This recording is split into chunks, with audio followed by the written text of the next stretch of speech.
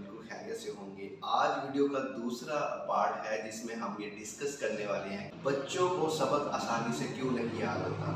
ये इंतहाई दिलचस्प टॉपिक है और इससे परेशान वालिदैन भी हैं और इससे परेशान टीचर्स भी हैं, और ख़ास करके वो बच्चे भी परेशान खुद हैं कि जो ये समझ नहीं पा रहे कि उनको सबक क्यों नहीं याद हो रहा। इसकी दो ही वजूहात हैं जो मैं आपसे डिस्कस करूंगा, और उसका हल जो होगा वो सिर्फ एक ही होगा। अगर आप उस एक हल को अमल में ले आए तो इन दोनों मसलों से छुटकारा पा सकते हैं। सबसे पहली वजह है रट्टा। रट्टा सिस्टम आज हमारे तलीमी निज़ाम की जड़ों तक घुस चुका है, जिसकी वजह से नई नस्ल दिन ब दिन क्रिएटिविटी से दूर होती जा रही है। आज इनोवेशंस, नई इजादात, नई चीज़ों को सोचना, out of the box thinking करना, इस तरह की चीज़ों से हमारी नई नस्ल वाकिफ नहीं है। ये रट्टा ही है जो हमारे बच्चों की दिमागी सलाहियतों को बड़ी तेज़ी से ख़त्म कर रहा है, हमारी दिमागी सलाहियतों को बड़ी तेज़ी से जंग आलूद कर रहा है। इस रट्टे सिस्टम की हिस्ट्री की तरफ अगर जाएं तो पाकिस्तान हिंदुस्तान बनने के फ़ौरन बाद जो तलीमी निज़ाम राइज किया गया यहाँ पर, उस तलीमी निज़ाम को इस तरीके से राइज किया गया कि उसमें से क्रिएटिविटी को निकाल लिया गया और सिर्फ वही चीज़ें इसमें रहने दी गई जो बच्चा याद करे, पास करे और अगली क्लास में ट्रांसफ़र हो जाए। बेसिकली बच्चों को सबक क्यों नहीं याद होता, उसकी सबसे मेन वजह रट्टा सिस्टम है। इसको कैसे खत्म किया जाए, इसका बेहतरीन हल क्या है, वो अभी मैं आपके सामने पेश करूंगा। रट्टे की अक्सर मिसाल मैं इस तरह दिया करता हूँ जैसे बादलों में एक रॉकेट चलता है और उसके पीछे एक धुएं की लंबी लाइन होती है। जैसे जैसे रॉकेट आगे चलता है पीछे से उसकी सारी लाइन जो है वो मिट जाती है।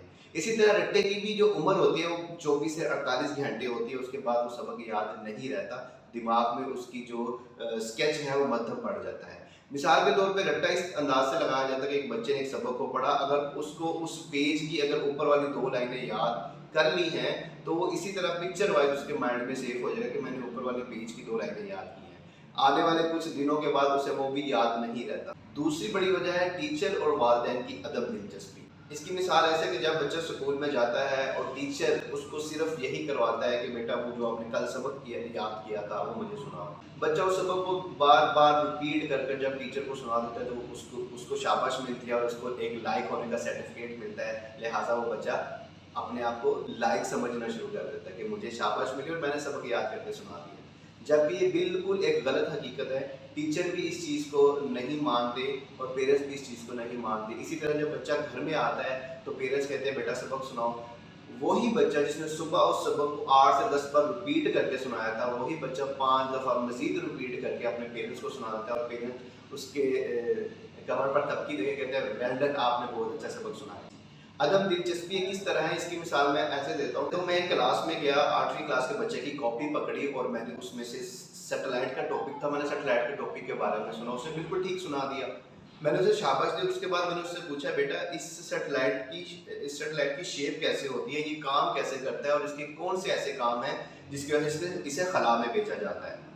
आप यकीन करें बच्चा इसका जवाब नहीं दे पाया। उसने वर्ड टू वर्ड सबक को वैसे ही पढ़ा और मुझे सुना दिया। ये तलीमी निज़ाम का सबसे बड़ा नुकसान है। मैंने उसी वक्त अपना मोबाइल पकड़ा, गूगल में सैटेलाइट की पिक्चर्स निकाली और पूरी क्लास के सामने किया कि बेटा ये सैटेलाइट है, ये सोलर पैनल की वजह से सूरज से रोशनी लेता है, ये सिग्नल्स का काम करता है, ये दुनिया में फोकस और कैमरे का काम करता है। मैंने इस तरह की बहुत सारी मालूमात जो सैटेलाइट के मुताबिक दी जा सकती थी इस उम्र के हिस्से में, वो मैंने बच्चों को ट्रांसफ़र की। आप यकीन करें पूरी क्लास ने क्लैप किया। कुछ महीनों बाद वही बच्चा मुझे मिला और उसने कहा कि सर जो आपने सैटेलाइट के टॉपिक के बारे में मुझे सबक बताया था वो सबक याद है, उससे पीछे वाला और आगे वाला हमने क्या पढ़ा वो हमें बिल्कुल याद नहीं। अब आए इसके हल की तरफ कि आप ये काम कैसे कर सकते हैं। बच्चे की जो लर्निंग पावर है वो मिनिमम 70 to 80% तक कैसे लेके जा सकते हैं। सबसे पहले एक चीज़ देखनी है कि जब कोई बच्चा रीडिंग कर रहा होता है, पढ़ रहा होता है, तो तब उसके माइंड की जो मेमोरी में जो सेविंग है लर्निंग की वो सिर्फ 10% होती है। उसके बाद अगर उसी रीडिंग को वो अपने टीचर से सुनता है, समा करता है, तो उसकी वो लर्निंग परसेंटेज 20% पे चली जाती है। तीसरी बात, अगर वो सबक को पढ़ता है, सुनता है और व्हाइट बोर्ड पर देखता है तो उसकी जो लर्निंग की परसेंटेज है वो 30% चली। आप इसका अच्छे से खुद ही अंदाजा लगा सकते हैं कि हमारे कितने पीरियड्स में कितने लेक्चर्स को इन 3 कैटेगरी से गुजारा जाता है। अब यहाँ पे लर्निंग आ गई 30% तक, अब इससे भी बढ़ाई जा सकती है। इसी टॉपिक को अगर आप एक डॉक्यूमेंट्री या मूवी की शक्ल में क्लास को दिखा दें या बच्चे को दिखा दें घर में या स्कूल में उसी टॉपिक के मुताबिक, मिसाल के तौर पर अगर ग्रीन हाउस इफेक्ट बच्चा पढ़ रहा है, ग्रीन हाउस इफेक्ट एक ऐसी गैस है जो इस पूरी दुनिया को सूरज की अल्ट्रा वायलेट शॉ से बचा।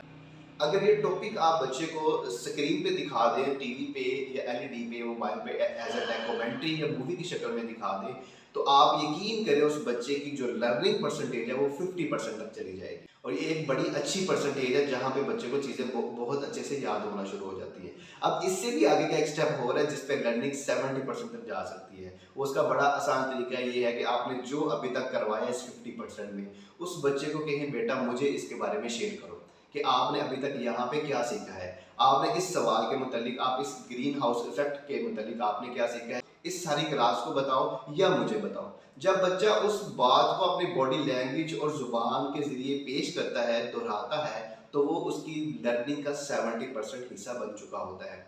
आप यकीन करें पूरी ज़िंदगी गुजर जाएगी, बच्चा वो टॉपिक नहीं भूलेगा क्योंकि वो लाइफ टाइम लर्निंग का पार्ट बन चुका है। ये वो तरीका है जिसे कंसेप्चुअल स्टडी भी बोला जाता है। इस तरीके से अगर हम अपने बच्चों को तैयार करेंगे, टीचर्स अपनी क्लास को तैयार करेंगे, पेरेंट्स अपने बच्चों को तैयार करेंगे, आप यकीन करें हमारे बच्चे ना सिर्फ जीनियस बल्कि एक्स्ट्रा ऑर्डिनरी क्रिएटिविटी का बाइस बनेंगे। और इसकी शुरुआत आप लोगों ने करनी है, पेरेंट्स ने और टीचर ने। इनके बगैर ये बच्चा कुछ भी नहीं है। बच्चा एक पौधे की मानी है जिसे सूरज और पानी चाहिए। सूरज आप टीचर को कह लें और पानी आप पेरेंट्स को कह लें, इन दोनों की तवज्जो इस पौधे ने ग्रो करना है। अगर ये दोनों अपनी तवज्जो नहीं देंगे, बाबा अपने काम में बिजी होंगी, मामा अपने किचन में बिजी होंगी, टीचर अपने मोबाइल में या घर की किसी सोचों में बिजी होंगी, तो ये बच्चा, ये नई नस्ल हमारी ग्रो नहीं कर पाएगी। आपसे गुजारिश है कि अपनी सारी की सारी स्टडी, चाहे छोटा बच्चा है चाहे बड़ा बच्चा है, वो जो भी टॉपिक पढ़ रहा है, खास करके वो टॉपिक जो उसको याद नहीं हो रहा, उसके मुताबिक उस बच्चे को इस लर्निंग प्रोसेस में से गुजारें। मैं दोबारा एक दफ़ा फिर दोहरा दूँ तो लर्निंग प्रोसेस क्या है, सबसे पहले उसको पढ़ाएं, उसको बाद उसको सुनाएं, उसको बाद उसको दिखाएं, और दिखाने के बाद उसको डॉक्यूमेंट्री या मूवी की शक्ल में वो सारा टॉपिक दिखाएं। गूगल में एवरी किस्म की वीडियो पड़ी होती है, आप नेट पे जाए वहाँ पे हर किस्म की वीडियो अवेलेबल है, हर टॉपिक के ऊपर वीडियो अवेलेबल है, जो भी आप बच्चे को दिखाना चाहें। उस सारे लर्निंग प्रोसेस के बारे में बच्चों को ये बोलें कि बेटा जो आपने सीखा है अब वो हमें सुनाओ, आपने क्या सीखा है। इससे दो फायदे होंगे, एक तो बच्चा कंसेप्चुअल स्टडी को लर्न कर लेगा जो कि उसकी लाइफ टाइम लर्निंग का हिस्सा बन जाएगा। दूसरा, उस बच्चे के अंदर बोलने का कॉन्फिडेंस पैदा होगा जो कि क्लासरूम और आगे जिंदगी के लिए, प्रैक्टिकल लाइफ के लिए बड़ा जरूरी है। बात करने का मकसद ये है कि जब आप पूरी दिलचस्पी के साथ, पूरी तवज्जो के साथ बच्चे को डिलीवर करते हैं, उस टॉपिक के बारे में समझाते हैं, तो बच्चा दिलचस्पी के साथ उसको लर्न करता है, उसको सीखता है।